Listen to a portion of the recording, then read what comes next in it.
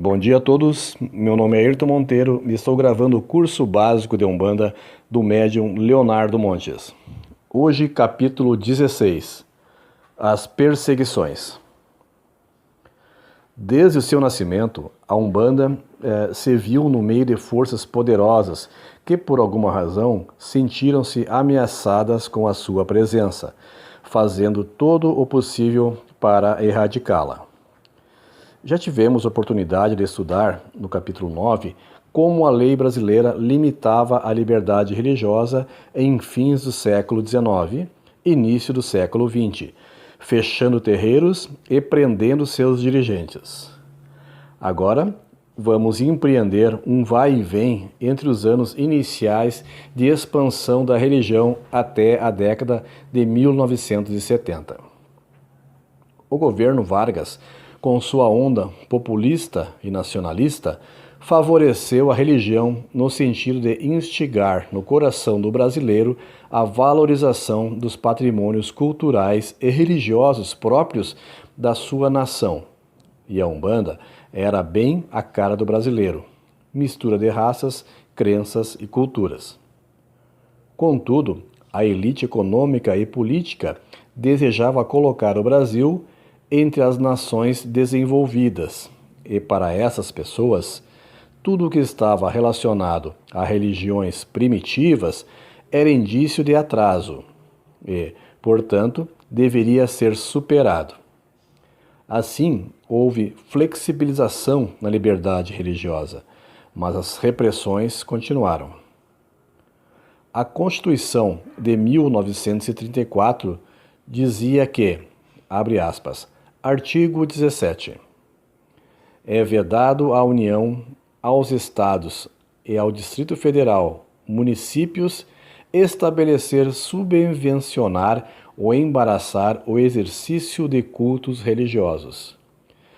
Em outro momento, dizia: é inviolável a liberdade de consciência e de crença e garantido o livre exercício dos cultos religiosos, desde que não contravenham à ordem pública e aos bons costumes. As associações religiosas adquirem personalidade jurídica nos termos da lei civil. Fecha aspas. Em teoria, os terreiros poderiam existir. Na prática, precisariam estar registrados na delegacia. E, mesmo tendo liberdade para realizar seus cultos, eram frequentemente denunciados por vizinhos, seja pelo som do atabaque ou pelo receio de suas práticas, e acabavam sendo enquadrados como contravenção à ordem pública ou mesmo como violação dos bons costumes. O resultado você já está cansado de ouvir: perseguições, prisões, fechamento de terreiros. É justamente esse sentimento de insegurança que fez com que grande parte dos terreiros se fechasse, realizando suas cerimônias de portas fechadas, sem registro jurídico, ecos que chegaram até nossos dias. Ainda hoje, boa parte dos terreiros não tem existência jurídica e muitos sequer têm fachada ou algo que identifique que naquele imóvel existe uma casa de Umbanda. Muitos dirigentes, ainda hoje, receiam em divulgar abertamente suas atividades, não mais com medo da repressão policial, mas pela intolerância religiosa semeada décadas atrás. Nesse período, como o espiritismo desfrutava de certa tranquilidade junto às autoridades, vários dirigentes preferiram chamar suas instituições de espíritas, ao invés de umbandistas, pois isso acabava desviando os olhares das autoridades. Contudo, façamos uma pausa. Já tivemos oportunidade de estudar no capítulo 7 que a Umbanda inicialmente foi entendida como uma variante, uma linha do espiritismo propriamente dito, e isso porque se popularizou no Brasil a ideia de que tudo quanto tivesse a ver com espíritos era espiritismo. Assim, o próprio Zélio se dizia espírita, e vários terreiros de Umbanda da época se diziam espíritas. Havia, porém, a distinção, que ecoa até hoje, entre os espíritas, de fato, chamados kardecistas, e os espíritas de linha chamados umbandistas. Em meados da década de 1930, porém, a adoção do termo espírita junto às instituições não tinha apenas razão de ser por uma concepção conceitual da religião, como uma vertente do espiritismo, mas também como forma de fugir às repressões das autoridades. E se você acha confuso isso ainda hoje, imagina como não devia ser para as autoridades da época. Foi uma estratégia de sobrevivência por um lado, porém, por outro, foi uma identidade costurada com a base numa compreensão popular do que seria o espiritismo. É por isso que, ainda hoje, vemos terreiros de Umbanda, cujos membros se definem espíritas, seja pela resistência às repressões ou pela concepção de que a Umbanda era uma variante do espiritismo propriamente dito, herança de muito tempo atrás. A partir da década de 1940, gradativamente, os terreiros puderam ser registrados com o nome de Umbanda. Igreja Católica. Desde meados do século XIX, a Igreja Católica vinha perdendo espaço no cenário religioso brasileiro. Já estudamos, por exemplo, que a vinda dos primeiros imigrantes para suprir a mão de obra escrava obrigou o governo imperial a abrir espaço para manifestações protestantes no Brasil. Assim, de religião oficial do Império, o catolicismo se tornou apenas a maior expressão religiosa, perdendo espaço dia a dia para outras confissões e perdendo também a influência que desfrutava junto ao governo. Não pense, porém, que a instituição aceitou isso de braços cruzados. Houve intenso movimento por parte de padres e bispos para que isso não acontecesse. Mas isso é conversa que interessa mais ao campo histórico. No que se refere a Umbanda, o que podemos dizer com segurança é que a popularização da religião causava desconforto aos intelectuais católicos, que viam os símbolos da igreja, imagens, terços, cruzes, etc., sendo utilizados por uma denominação religiosa que nada tinha a ver com a igreja. Causava ainda mais espanto aos padres perceber que boa parte dos frequentadores das igrejas também frequentavam terreiros. Para reverter esse quadro, a igreja estabeleceu várias campanhas difamatórias contra a Umbanda, ameaçando os fiéis de excomunhão, que é uma expulsão, caso frequentassem terreiros. Hoje em dia, talvez a excomunhão cause pouco aborrecimento aos brasileiros, mas no passado era algo terrível.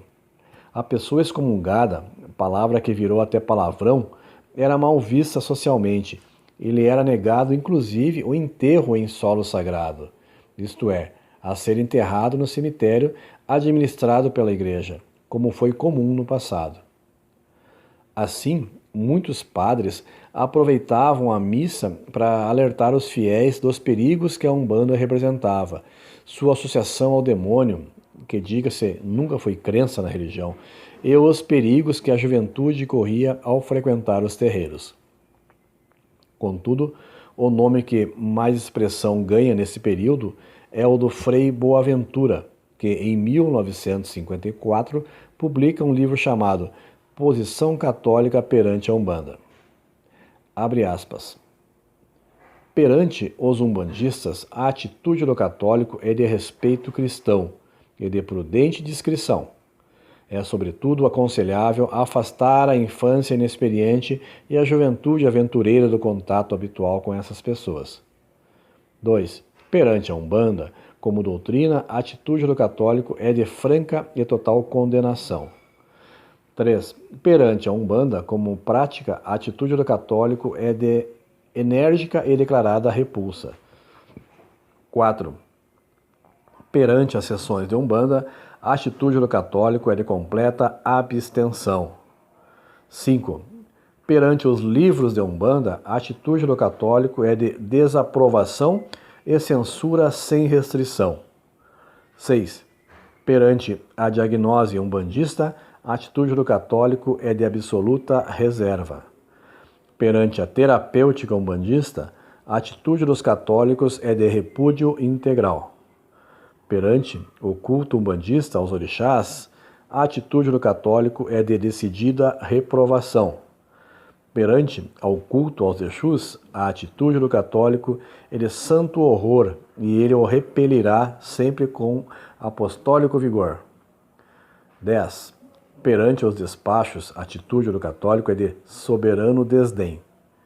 Perante os demais meios supersticiosos de defesa contra a atuação dos maus espíritos, os amuletos, a atitude do católico é de simples e formal desprezo.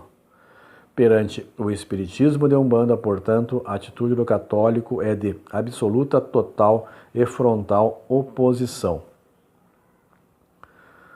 Fecha aspas. Frei Boaventura continuaria publicando outras obras, até mesmo com um discurso mais persuasivo. Contudo, creio que o exposto seja o suficiente para se compreender que, enquanto pôde, a Igreja Católica tudo fez contra a religião, inclusive utilizando-se de programas de rádio e jornais para atacar a Umbanda. Esse quadro começou a perder força em 1962, quando ocorreu o Concílio Vaticano II, onde se reconheceu a salvação além da Igreja. Desde então, houve relativo sossego entre a Umbanda e catolicismo, embora, eventualmente, apareça aqui ou ali algum padre pregando contra a Umbanda. Fique registrado, contudo, que a Igreja Católica foi a primeira instituição religiosa a disseminar a intolerância religiosa contra a Umbanda. E, embora desde a década de 1960, sua postura tem sido de relativa distância dos assuntos umbandistas. Ainda há uma dívida não paga por toda a difamação plantada por ela e continuada por fundamentalistas neopentecostais evangélicos. Fundamentalistas neopentecostais. Em fins da década de 70, começam a se organizar no Brasil as primeiras igrejas neopentecostais, que são as evangélicas. Nesse período, é comum nessas organizações um forte discurso contra práticas que consideram de magia negra, Umbanda e Candomblé. Tais igrejas cresceram elegendo um inimigo e fazendo em seus cultos manifestações de demônios, que se apresentavam como entidades de Umbanda. Assim, não era raro chegar alguém a essas igrejas e ser levado ao púlpito para dar testemunho da sua antiga vida metida em macumbarias, e agora a sua nova vida como convertido e liberto. E isso quando não se manifestavam entidades que eram doutrinadas e expulsas pelos pastores, em nome de Jesus. E tantas outras bizarrices que hoje sabemos ser em grande parte simplesmente encenações com o claro propósito de atacar e difamar e ganhar fiéis, claro. Essas encenações chegaram mesmo à televisão, quando essas igrejas passaram a comprar horários comerciais e a transmitirem seus cultos. Tanto é que a Igreja Universal do Reino de Deus e a TV Record foram condenadas pela justiça a pagar multa e a ceder direito de resposta a entidades ligadas à Umbanda e ao Candomblé, por terem disseminado intolerância religiosas por seus canais durante anos. Assim, não há menor dúvida em dizer que algumas, não todas, igrejas neopentecostais, difundindo uma visão fundamentalista da religião, foram responsáveis por décadas de difamações e perseguições, cujos efeitos nocivos se pode perceber ainda hoje. Conclusão. Com o direito de resposta assegurado pela Justiça, agora em 2019, a Umbanda e o Candomblé puderam finalmente sentir o gostinho de uma vitória, pequenina, mas muito significativa, mostrando à sociedade que as religiões existem para promover a felicidade humana e nunca para destruir a quem quer que seja. Os danos causados à imagem da Umbanda, contudo, levarão ainda muitas décadas para serem reparados, Mas no imaginário popular, a Umbanda ainda é associada ao rol das coisas ruins, daquilo que é melhor deixar de lado. A justiça finalmente começa a fazer a sua parte. Cabe agora os profitentes dessa fé levar adiante o conhecimento de que a Umbanda é paz e amor. Aqui encerra o capítulo 16. Muito obrigado a todos. Até o próximo.